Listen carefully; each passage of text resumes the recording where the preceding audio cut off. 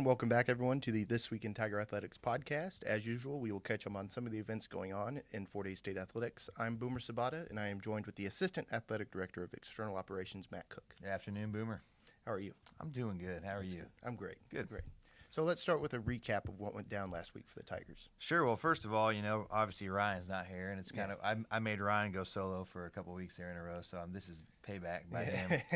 He's actually out at softball right now, so.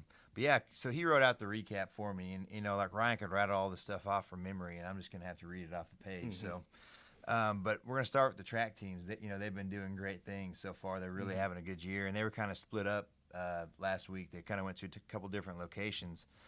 But Brett Meyer and Dean Cronin, they put up great times in the 1500s, the 1500 meters and the 800 meter races, respectively. They were actually out in California. And Brett Meyer was 0.6 seconds shy of breaking a school record. Wow. Set by John Mason back in 1968. So he was 0.6 seconds away from breaking that record set by John Mason in 1968. And John Mason was a 14-time All-American. So John Mason, when you think of track in the history, John Mason's a really big name, here at Fort Hays. So he obviously ran a good race there. And that was the 1500 meters, and actually in that race there was new NCAA Division I and Division II records were set in that race that Brett was racing in there. So it was obviously he ran a really great race because he was running against really good competitors that were really having good races. I mean, they were running hard, they were running strong. So he actually ran a time of 3:43.64, and that's third on the national performance list. So good race by Brett there.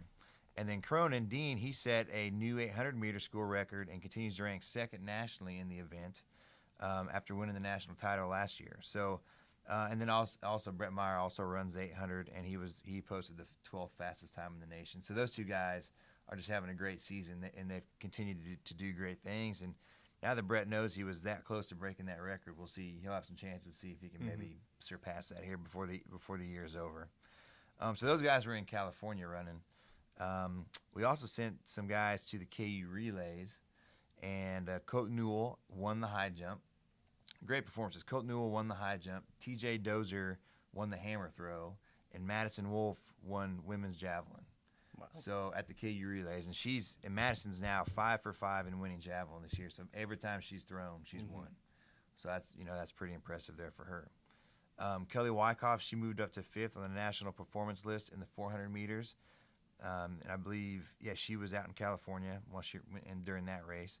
And Lindsey Roberts set a new school record in the 1,500 meters. So we did have a new school record broken there. So, like I say, the track teams are having a great year, and they're really competing. And, the weather's nice now. It's starting to get nice, and this is when you start getting the best results.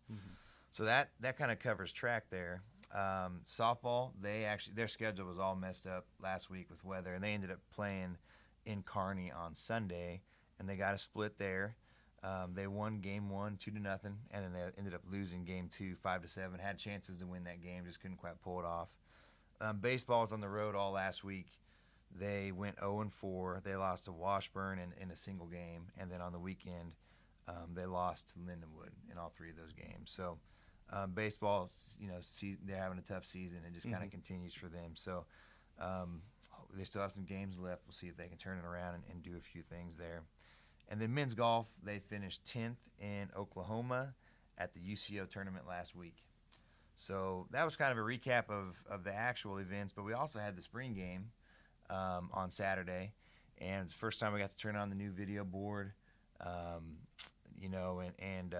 the weather wasn't that nice for everybody that was out there. It was kind of rainy a little bit and cold, but actually I was really impressed. I think we had about 400 people attend the game.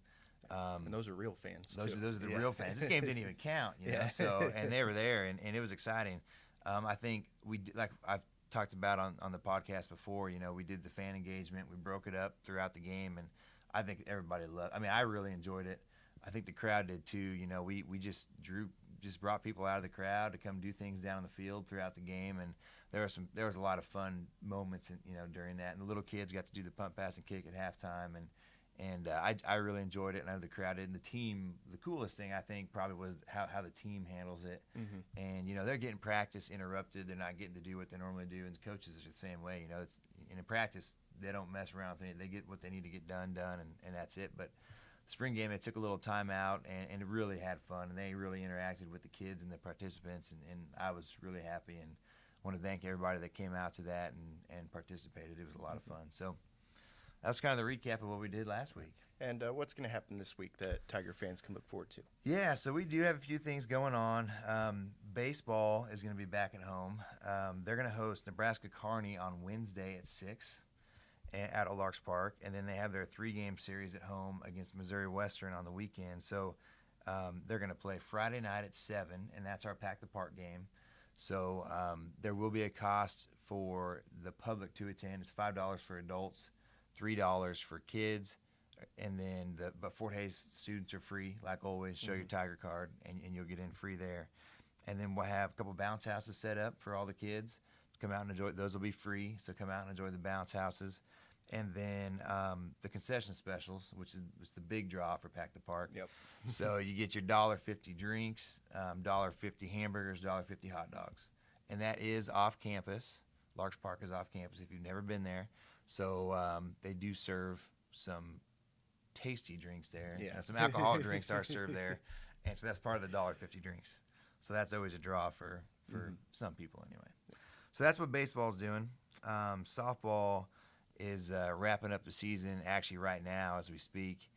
They're wrapping up the season at Tiger Stadium playing against Kearney. Just 2 games. They're actually not 2 non-conference games, which is kind of funny since Kearney's a conference opponent. But they're going to wrap the season up here today, so they'll be done.